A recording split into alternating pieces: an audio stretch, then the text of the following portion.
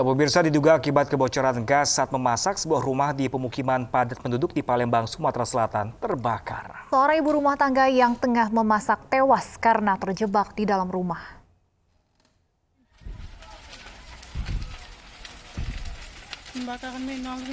Sebuah rumah di permukiman padat penduduk di Jalan Radial, Kecamatan Bukit Besar, Palembang, Sumatera Selatan terbakar Sabtu pagi.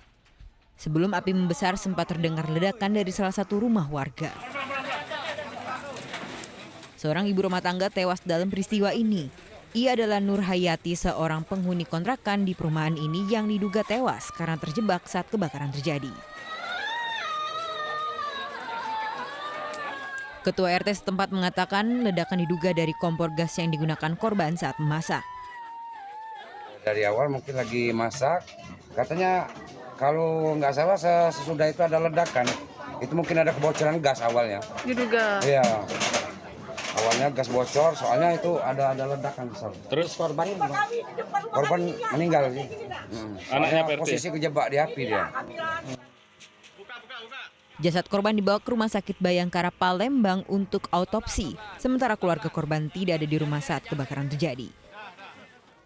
Api padam setelah petugas berjibaku selama 1 jam. Dari Palembang, Sumatera Selatan, Guntur iNews melaporkan. Sebuah mobil minibus terbakar di jalur lintas Sumatera, Kecamatan Lubuk Kilangan, Kota Padang. Ya, kebakaran diduga karena korsleting listrik pada bagian mesin.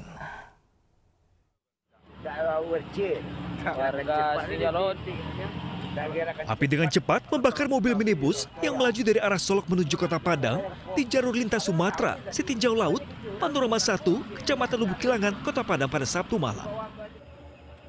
Jarak menuju lokasi yang jauh membuat petugas pemadam terlambat lakukan penanganan. Beruntung, pengemudi berhasil menyelamatkan diri dan melompat keluar dari kendaraannya saat mobil tiba-tiba mengeluarkan api. Jadi karena hubungan dari Kota Padang jauh, jadi bantuan agak terlambat pertama. Nah, kalau untuk korban selamat. Korban selamat. Korban satu orang. Diduga api berasal dari korsleting listrik pada bagian mesin. Dibantu warga setempat, api pun berhasil dipadamkan setelah 1 jam kemudian. Imbas peristiwa ini sempat membuat kemacetan panjang selama 2 jam. Dari Padang, Sumatera Barat, Budi Sunandar, iNews melaporkan. Banjir lahar hujan Gunung Semeru kembali terjadi di Lumajang, Jawa Timur. Akibatnya, sebuah truk pasir yang sedang melintas ikut terseret banjir lahar tersebut.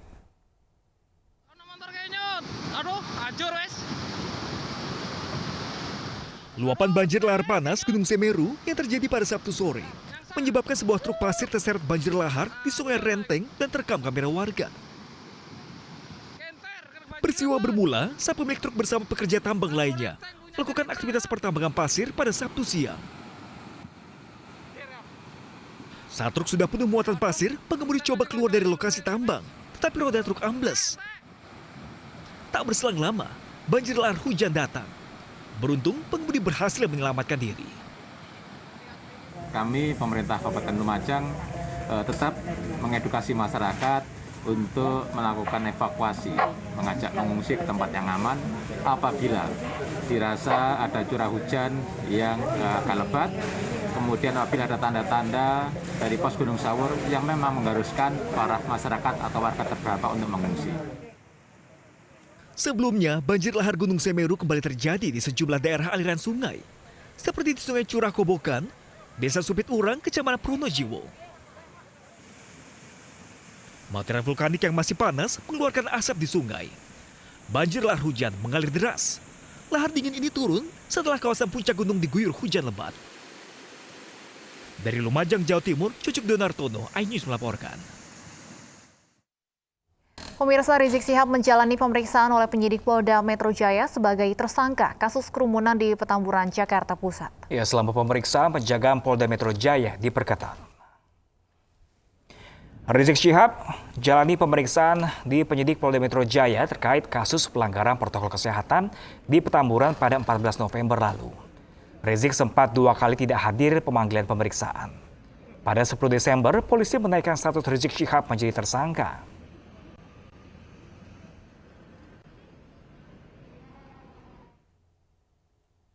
Pemeriksaan Rizik Syihab berlangsung maraton. Sang Imam Besar FPI didampingi Sekretaris Umum FPI yang juga kuasa hukumnya, Munarman dan Aziz Yanuar.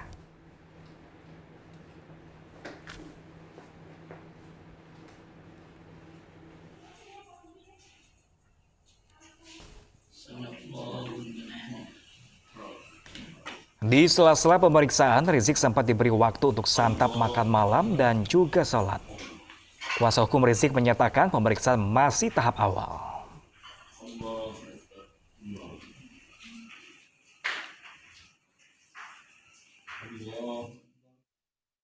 Petugas kepolisian sektor Durensawit bersama tim pemburu COVID-19 kembali membubarkan kerumunan di sejumlah tempat yang berada di kawasan Durensawit, Jakarta Timur malam tadi. Meski petugas kerap memberi peringatan, namun sejumlah warga masih mengabaikan protokol kesehatan.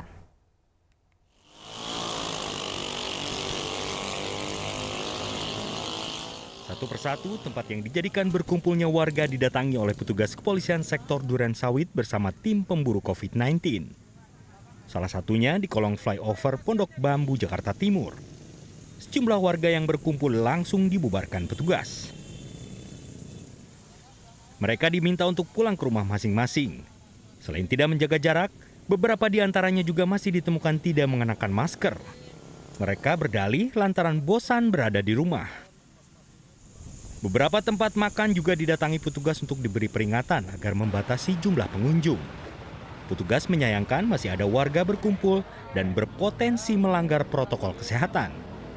Ada beberapa titik yang kemudian kami bubarkan karena kami nilai tidak mematuhi protokol kesehatan dan dikhawatirkan dapat menimbulkan klaster baru untuk penyebaran COVID-19. Kami himbau, kami harap pada seluruh warga masyarakat Durensawit agar mematuhi protokol kesehatan, jaga jarak, kemudian cuci tangan, dan memakai masker. Petugas menegaskan agar seluruh warga dapat mentaati protokol kesehatan yang telah ditetapkan guna menekan angka penyebaran COVID-19. Dari Jakarta, Rio Mani, iNews melaporkan. Pemirsa, setelah diperiksa selama 12 jam, Imam Besar FPI Rizik Syihab ditahan di tahanan Polda Metro Jaya. Ya, Rizik ditahan selama 20 hari ke depan.